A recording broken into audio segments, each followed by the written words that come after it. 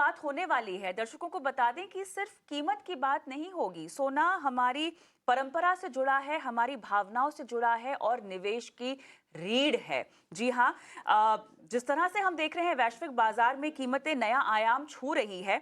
इस नए दौर में जो सोना नया मुकाम छू रहा है, अगर आपने बस मिस कर दी है तो आपको अब क्या करना चाहिए और किस तरह से जो कि अनमोल है और अब तो कीमतों के लिहाज से मुनाफेदार भी है और मुनाफा आपको कमा कर दे सकता है।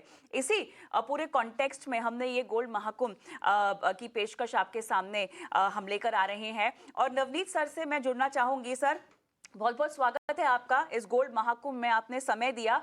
और सोने को लेकर भारतीयों को मेरे ख्याल से बहुत ज्यादा समझाइश की जरूरत नहीं होती है। हम सबको लबोलुबाब तो यही है कि पता होता है कि सोना खरीदने में कितना फायदा है, लेकिन अब जो चौंकाने वाली बात है वो ये है कि इस साल में अब तक लगभग 27% चढ़ चुका है सोना, अपनी तेजी दिखा चुका है सोना। एक लौता ऐसा एसेट क्लास बनकर उभरा है जहां पर सोने ने आपको सोने पे सुहागा रिटर्न दिया है और चांदी भी दी है रिटर्न के मामले में। तो सवाल यहां पर ये उठता है, जो लोग इस कार्यक्रम को देख रहे हैं वो न सिर्फ सोने में पैसे लगाना चाहेंगे बल्कि सोना का डाइवर्सिफिकेशन के लिहाज से क्या पर्पस है, सही तरीका खरीदारी कर क्या है, वो सब जानना चाहेंगे।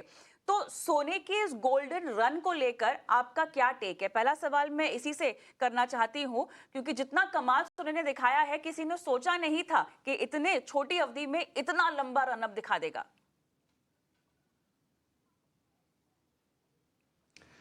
कविता जी, बहुत बहुत बधाई इस कार्यक्रम के लिए। और मुझे खुशी है कि आप निवेशकों को और जानकारी दे रहे हैं हर एक एसेट क्लास के बारे में। हम इक्विटी की बात करते हैं, हम फिक्स इनकम की बात करते हैं, गोल्ड की बात करना भी उतना ही जरूरी है। गोल्ड का पोर्टफोलियो में जो महत्व है वो डाइवर्सिफिकेशन के लिहाज से है। जैसा हम कई बार बात करते हैं कविता जी कि अलग अलग समय पर अलग अलग एसेट क्लास अच्छा करती है। आप अगर एक पर्टिकुलर कैलेंडर ईयर में जाएंगे, पर्टिकुलर फाइनेंशियल ईयर में जाएंगे और लंबे समय में देखेंगे तो कुछ साल ऐसे होंगे जब इक्विटी टॉप पर होगा। इक्विटी के अंदर भी कभी large cap, mid cap, small cap थोड़ा परिवर्तन दिखेगा आपको में। कभी फिक्स इनकम ने ज्यादा अच्छा किया होगा जब ब्याज की दरें नीचे गिर रही है, कभी गोल्ड ने अच्छा किया होगा। जैसे इस वर्ष अगर हम ईयर टू डेट देखें तो गोल्ड ने एक अच्छा प्रदर्शन किया है। पिछले 3-4 सालों में गोल्ड के भावों में अच्छी वृद्धि हुई है कई कारणों से। आपने मुझसे कारण पूछे तो चाहे जो जियोपॉलिटिकल रिस्क बढ़ी है, गोल्ड को एक सेफ हेवन के रूप में देखा जाता है। तो जो जियोपॉलिटिकल रिस्क बढ़ी है, कई कारण इसके पीछे, वो एक बड़ा कारण है इसके दी गोल्ड की तेजी के पीछे।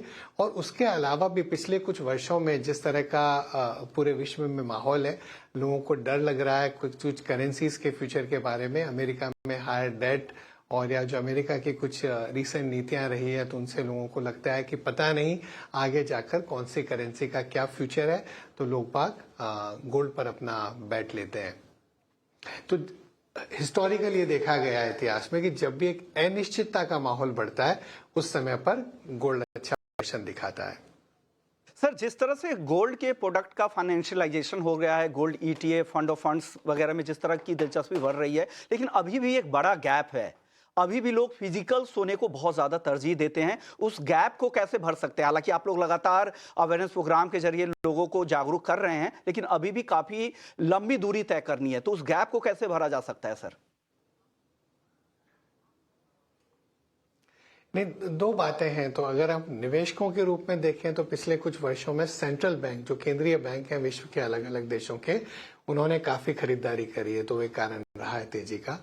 इंस्टीट्यूशंस के पास ज्यादा एक्सपोजर नहीं है गोल्ड में।